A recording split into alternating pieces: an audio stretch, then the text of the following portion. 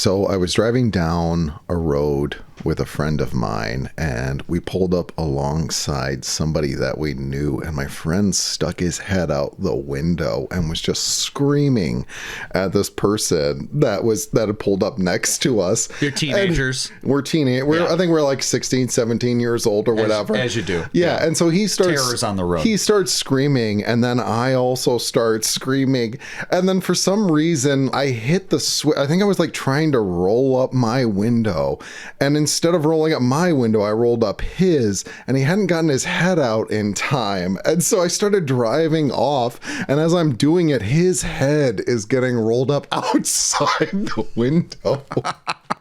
And as soon as I noticed it was happening, I, immediately like pulled the window back down, and I kept trying to apologize to him, but I couldn't stop laughing at how funny this situation was. Real genuine apology. Yeah. And so it's like, okay, I get he doesn't think that I really mean I'm sorry. Like, I didn't mean to do this, but it was pretty funny. This one is less Jerry Lewis and more Charlie Chaplin or Buster Keaton. I was walking, it was nighttime, and I was in Koreatown in New York, and it's not dark in Koreatown by any means, but the street is still cast in shadow in places. And I wasn't looking where I was going. Fatal error. And one of those holes, one of those chutes in the sidewalk was open, and I fell down the chute of the sidewalk and miraculously was not injured. I slid down because it's not a straight drop, but it's just this really steep conveyor belt. Yeah. And like I slipped and fell on my butt and my back and went sliding down this conveyor belt and crashed into what was like a broom closet. And I was panic stricken, and it was really dark, but there was a door, and I opened the door and I just clattered out of this door with a bunch of brooms and mops into a restaurant that was open. God. And it was like a needle lift. And then I can't believe I survived.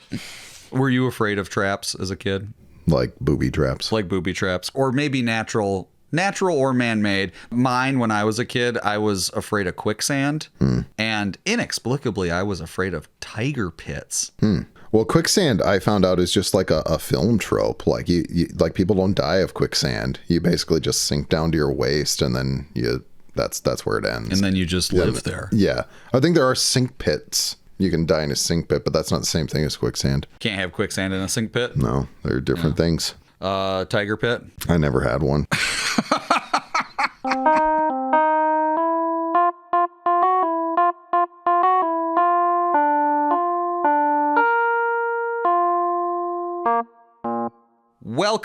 Welcome back to The Long Road Home Alone, coming to you live from Sheboygan, Wisconsin. This is Joey Z. I'm with Jimmy. Jimmy, thank you for having me on the show today. You're welcome. I am so excited to be here. I'm very happy to be here. Great. I'm happy to be here too. And thanks for having me. Thanks for having me too. You're very welcome. Okay. Man, boy, oh boy. I've been watching this movie Home Alone. You've got to see it. What are the parts in Home Alone that make you laugh the most?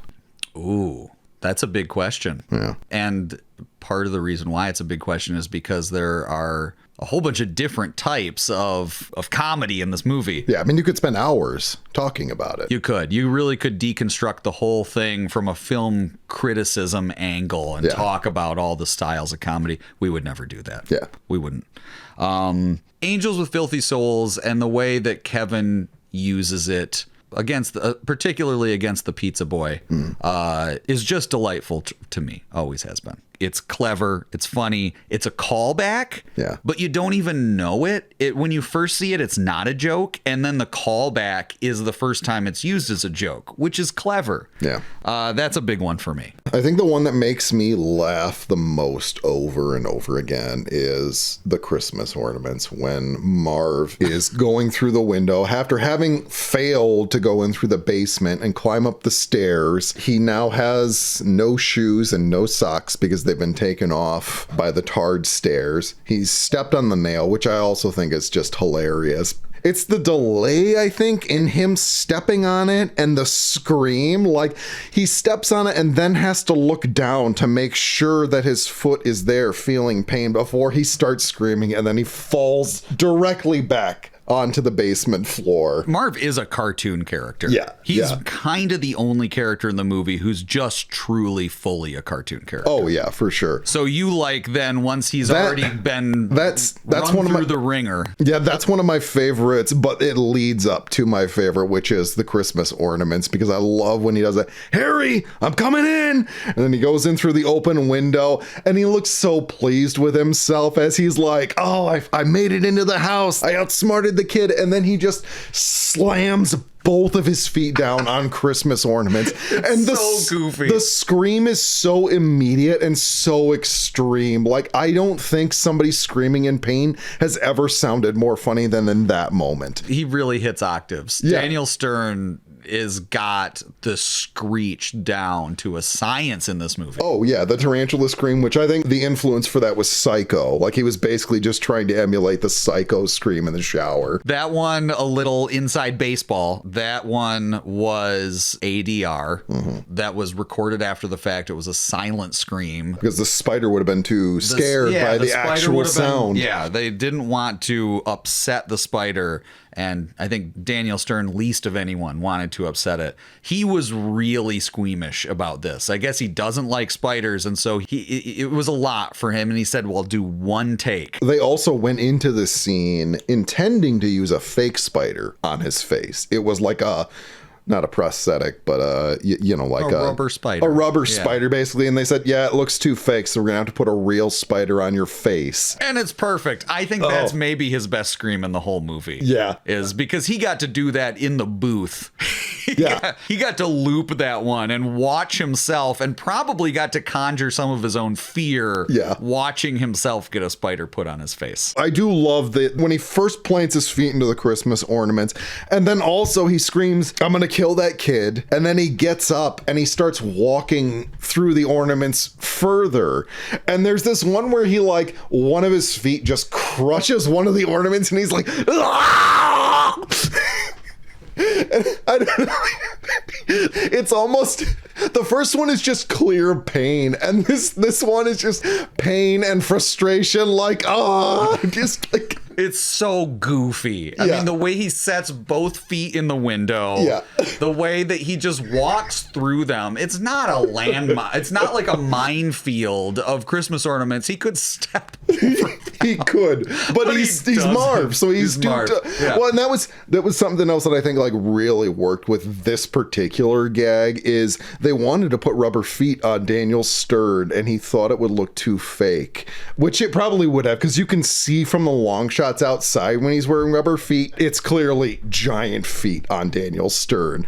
And they're not real ornaments. They were made of sugar, but they can still cut your feet. And so there was a risk there. They still need to pop and snap like glass. Yeah, but he insisted on doing it barefoot the entire way, and I don't know, I think it really paid off. There is something to be said about Joe Pesci being funny in this movie, because Pesci, he's not funny. Yeah. I mean, I think Pesci is a great actor in his lane. Yeah. In Scorsese and Scorsese-like films. Yeah. But he's great in Home Alone. And I mean, he's still playing a criminal, but the humor's more subtle. He's very irritable. And he really leans into that. Curmudgeon-y, like, brain of the operations type guy. And where I feel like where Pesci brings his humor the best is being mad at Marv.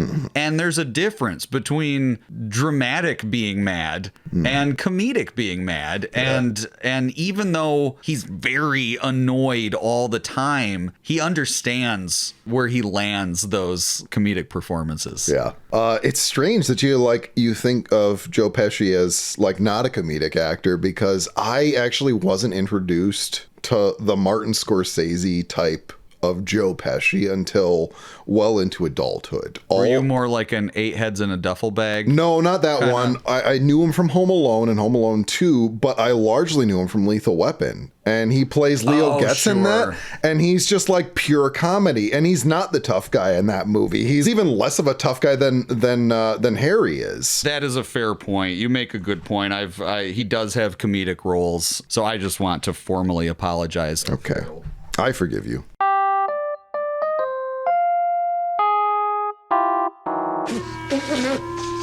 Marv! Harry? Why the hell did you take your shoes off? Why the hell you dressed like a chicken? I'm up here, you morons! Come and get me!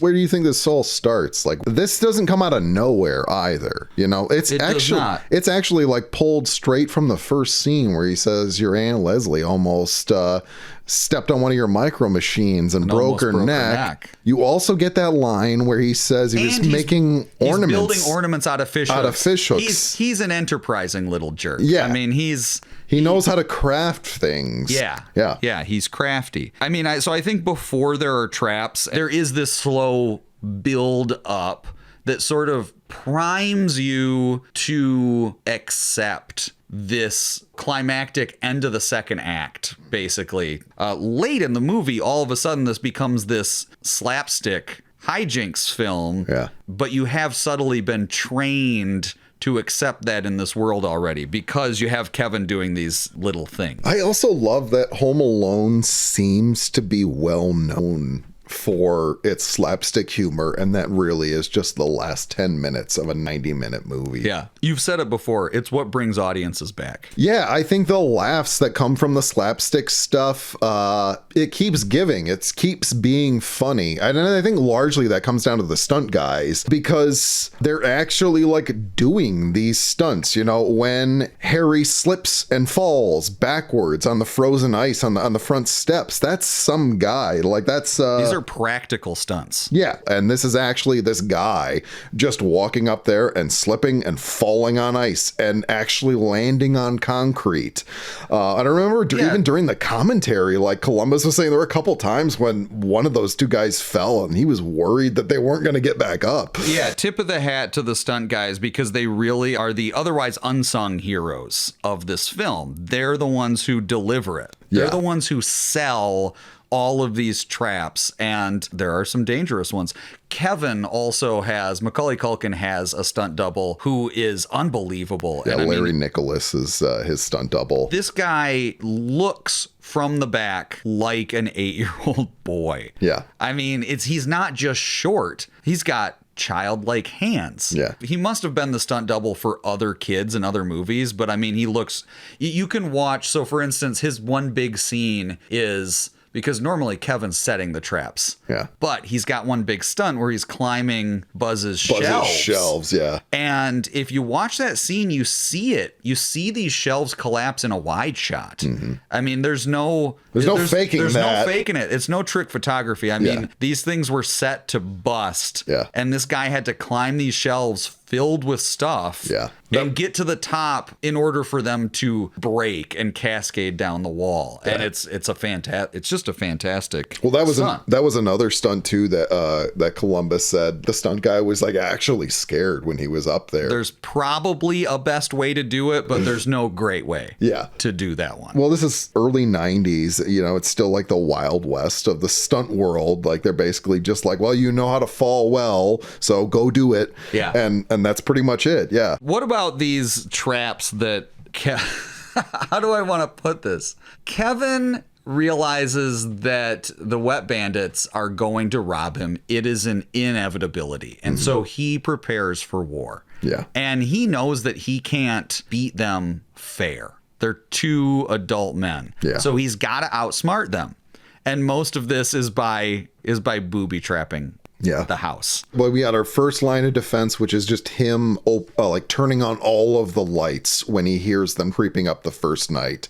Right. And then they say, I thought you said he was gone. And then, yeah, they get scared off. Right. He starts with trying to dissuade them. Yeah. That's the first move. I think the second one is to continue to try to dissuade them, but this is with a more elaborate attempt. And this is where he like basically sets up all the mannequins around the house. He's got the Michael Jordan on the train set. I'm going to call it the house party. Yeah. There's just a party going on at the McCallister house, so obviously the Wet Bandits aren't going to rob it. And then the next day, you get another gag with the Angels with Filthy Souls, where he uses that and the firecrackers to scare off Marv, who is like doing reconnaissance again. And I think credit belongs to Macaulay Culkin when we start getting into Kevin versus the Wet Bandits. And all told, I don't know if I've ever come right out and said this before. Maybe I'm just taking it for granted, but Macaulay Culkin is good. Yeah. He's good in this movie. Yeah. I mean, he has range. He has really great comedic timing.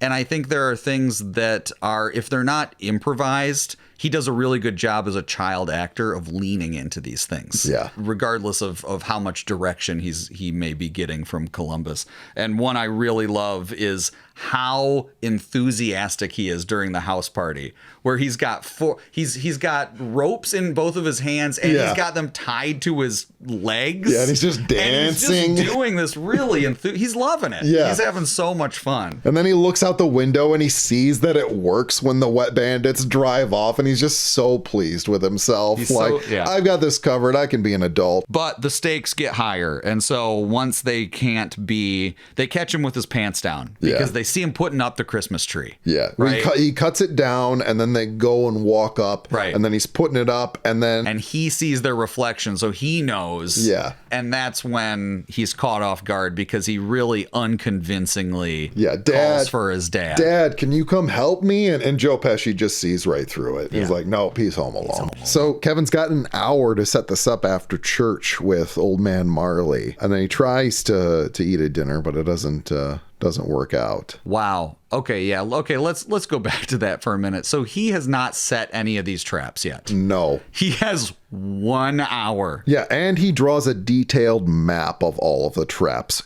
in that hour. I think maybe he already had the map drawn. I don't think so. I don't think so. I think he had the plan. Because he doesn't come to the revelation until he leaves the church and he's reflecting on what Harry and Marv said. We'll come back at 9 o'clock. That way it's dark. No. That's when he comes to the conclusion that he needs to set the traps. You could not be wronger about that. You are so wrong, because when he hears them say that, he says to himself, when those guys come back, I'll be ready. No, he goes into no. That happens when he catches them coming out of the Murphys, and they're like, "Let's follow him, see what house he goes into." And then they do follow him. Then he goes to the church, hides out in the shepherd uniform, and then they go off. And that's when he says, "When those guys come back, I'll be ready." So is that when he then has the house party? That's when he has the house party. Okay, so I am wrong. You're wrong. So I'm wrong once again. All right, it's okay. I'm not going to apologize for it this time. We can move on. But I am deeply ashamed.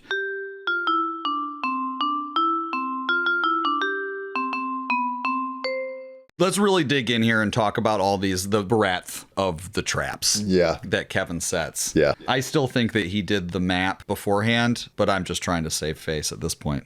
We can agree that he goes home and sets all the traps over the course of 1 hour. Yes. Which is preposterous. The blowtorch and the tarring, I think, would have taken some time. The rest, I don't know, like the micro machines, maybe. Well, the ice would take more than an hour unless it's 20 below. I mean, it is Chicago. It is windy. Yeah. Our producer pointed out that the traps are almost elemental in a way, right? We have fire, we have ice. I'm going to point out that we have wind from a fan. Also, it's the Windy City. What's the other element? Fire, Earth. ice, wind, earth. Or is that an element, or is that Captain Planet? Oh, I don't know.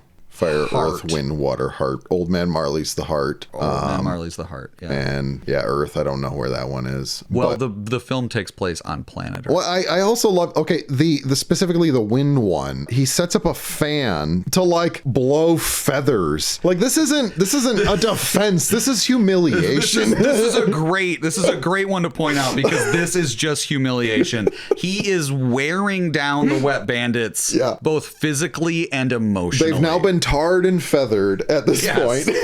Also, let's just point at the fact for a moment that when Buzz says at the end of the film, it's pretty cool that you didn't burn the place down. Buzz is right. Yeah. It's very cool. Well, specifically, that he didn't. specifically because he's- blowtorch. Yeah, he's got a blowtorch inside, and he's also got this red hot coil that's just hanging on the door. I had no idea what that was for the longest time. I had to look it up. It's a grill starter, apparently. Yeah. Like, so how does that work? Like, you just stick this coil into a pile of coals or something, and it lights them on Lay fire. a bed of Yeah. charcoal. You I just can't use imagine. the chimney thing. That's Yeah. the best way to light it. Or douse it in lighter fluid. Well- I mean, it's 1990. No one's who's worrying about that. I guess that's true. Could you still smoke on planes in 1990? I think so. Yeah, Really? probably. First class. I don't see anyone smoking. I didn't fly planes in 1990.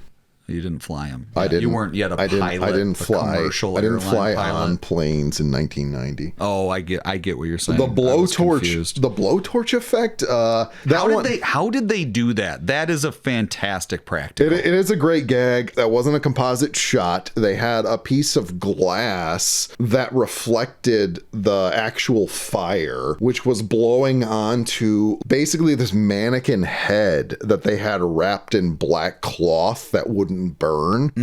And so the fire is just burning down on this mannequin flame resistant head, making it create that shape as if flame were burning onto someone's scalp. So it's in the same room. Yes. Okay. It is. So they're compositing two shots in camera at the same time. Yeah. It's great. Yeah. It's great. Can we speak to the severity of these injuries? Yeah. They're brutal too, right? Yeah. I feel like each one individually is survivable. Yeah. Possibly. The blowtorch to the head is a little extreme. Yeah, maybe I mean, he's got a hat on. It only hits the hat. He's got like a little bit of a barrier there. Yeah, that would hurt. He's seriously wounded. Yeah. I mean, he doesn't pay much attention to it after. That's the first really bad thing that happens to. I mean, Harry does hand take gets- some spills. Yeah, his hand gets burned. That's Right. No, yeah, he is slipping already and- pretty beat up. Slipping and falling on ice. Then he gets tarred and feathered. I don't know. I think the worst injury that any of them sustain, apart from the shovel to the head from Old Man Marley, I think it's when Marv hits Harry with the crowbar when he's trying to kill a spider. He hits him full force in his rib cage with a crowbar. And I love What that does he think he's going to achieve doing that? It's such a stupid thing to do. Don't move. I think As if when he hits the tarantula, Yeah. he'll only hit the tarantula. Yeah, like everyone in the room, including like Marv in the audience, they all understand what's about to happen here, and it just doesn't seem to occur to Marv. Okay, also, it's a spider, man. Like you could have Sweep used it like, off. Yeah, you could have used anything else and it would have killed it. Don't You use the chose a crowbar. And then it doesn't permanently disable Harry. He's just real mad. Yeah. He's just real mad. So he picks it up. He hits Marv with it a couple times, and then he throws it. And one of the most, I think, understated, that's another thing that makes me really laugh, is when he throws the crowbar off screen, you hear a shatter. Yeah. off screen, and it's just perfect. It's impeccable. You had mentioned Marley hitting them on the head, and I do want to point out, since we were talking a little bit about the stunt doubles are great, with the exception of Marley's stunt double, who's just pitiful. Yeah. Really bad. And if you haven't noticed it before, go back and watch, and you'll never see that scene the same way again.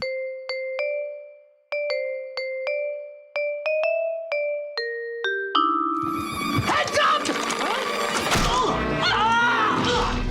Don't worry, Marv. I'll get him for you.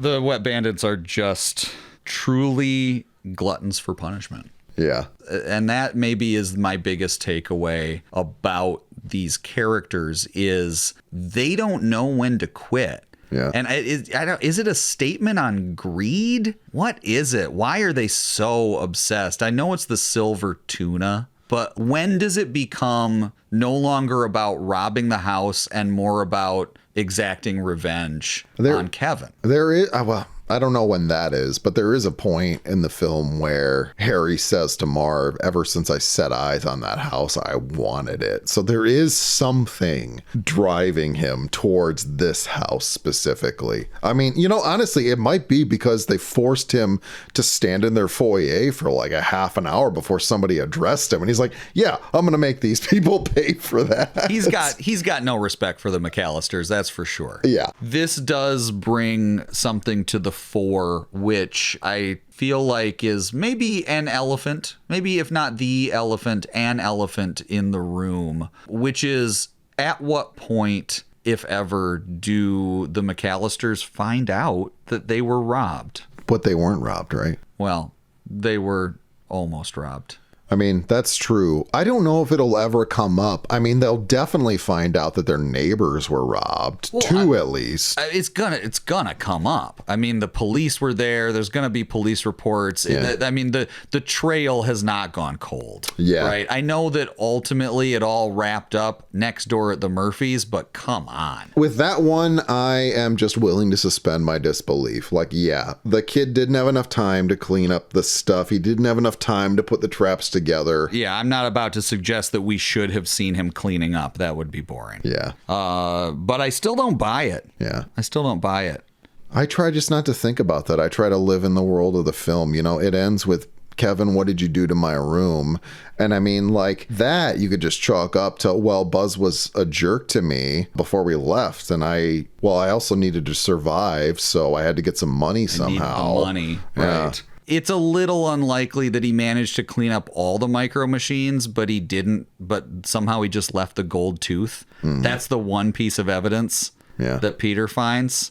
How long do you think the Wet Bandits went to jail for? Well, do you think the cops interrogated them about what happened to them? I mean, they're clearly injured. Do you think they cared? I mean, Harry does go, watch the head, pal. Yeah, that's true. And the cop doesn't care. Nah, get in. Get in there. We know each and every house that you hit. I will say, that is not only do you steal from families while they're not home on Christmas, so they come home to find out that they've been robbed, but on top of that, you let their sinks run and flood their basements and do terrible damage to their house. That's gonna take months to repair. Yeah, Marv says it's our calling card, and he's really proud of that. Yeah, and it is part of this world building where Marv is way more into it than Harry, but Harry does also acknowledge that they're famous in a sense. He goes, you're one of the world's greatest cat burglars, Marv, right? He seems to show quite a bit of disdain for it, though. Yes. I think he feels the same way that I do about it, that we're already robbing these people. This is really sick that you need to do this. On top of that, you need to add one more level of misery to it. Yeah. We're not getting anything out of that. Right. Marv wants the fame. Even once they're captured, he's like, well, that's still the silver lining, right? Yeah. It's people will know about us. Right. We robbed these now houses. The papers are going to write about it. That's why he's got to spell wet. Yeah. Right. He actually knows how to spell wet. Yeah. Yeah. W-E-T. And then Harry kicks him. Shut up!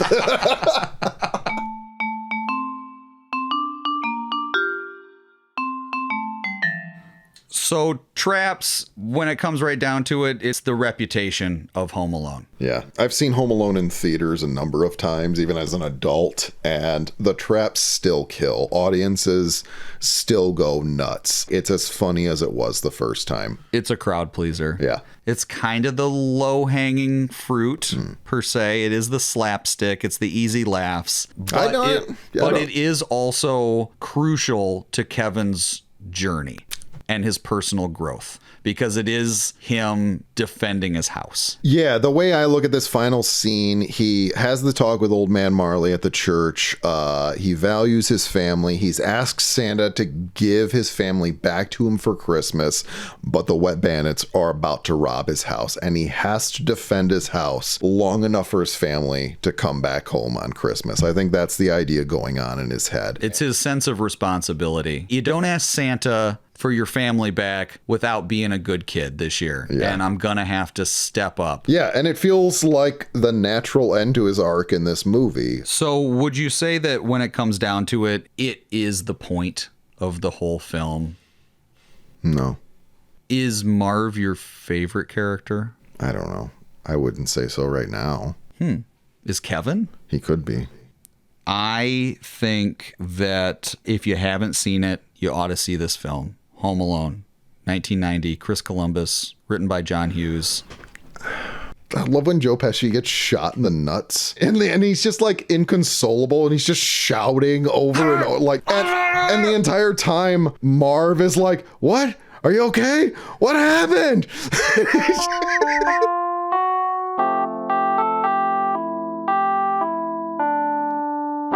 The Long Road Home Alone is broadcast live from Sheboygan, Wisconsin. It's hosted by Jimmy Dantes and Joey Z and produced by Pat Muldoon. Until next time, eat junk and listen to rubbish.